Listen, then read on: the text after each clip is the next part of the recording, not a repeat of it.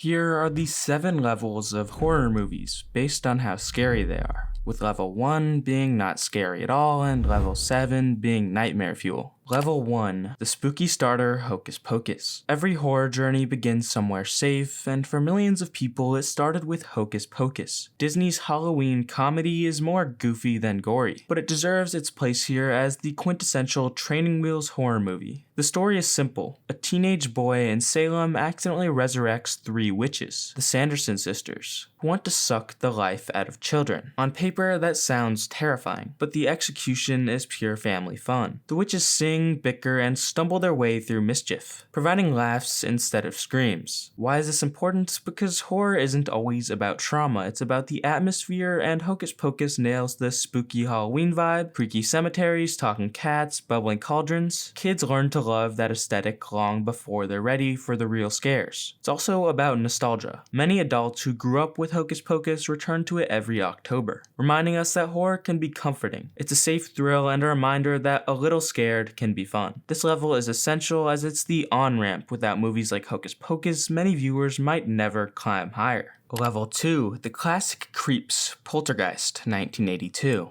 At level 2, the training wheels start to wobble a bit. Tobe Hopper's Poltergeist, produced by Steven Spielberg, is the perfect example of horror that's still accessible but far scarier than Hocus Pocus. This film is a haunting done on a blockbuster scale. A typical suburban family is terrorized by ghosts. It's like the movie was asking, what if your own home turned against you? That question alone is enough to unnerve just about anyone. The creepy clown doll, the little girl whispering they're here, these moments define horror for an entire generation. But what makes Poltergeist so effective is its balance. It delivers genuine chills without plunging into despair. The characters are relatable, the pacing allows for moments of wonder, and the family's love for each other grounds the story. Think of Poltergeist as the gateway drug into scarier horror. It unsettles you without breaking you. And that's why it's perfect for this level. It's scarier than most people expect, but still mainstream enough to draw an audience by the millions. Level 3, the psychological twister, The Sixth Sense, 1999. Now the scares go inward.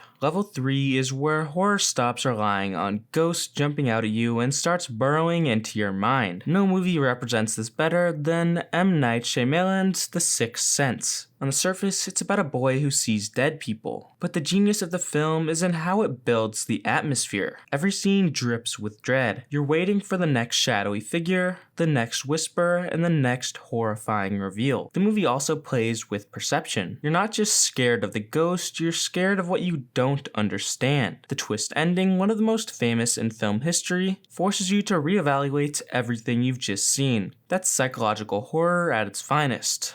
The terror that you can't trust your own eyes. What makes The Sixth Sense perfect for this level is that it proves horror doesn't need blood or gore. It's about tension, pacing, and the fear of the unknown. When Cole whispers, "I see dead people," the chill isn't in what you see, it's in imagining what that must feel like. Level 3 is where horror becomes more sophisticated. It's not just about startling you, it's about sticking in your head long after the credits roll.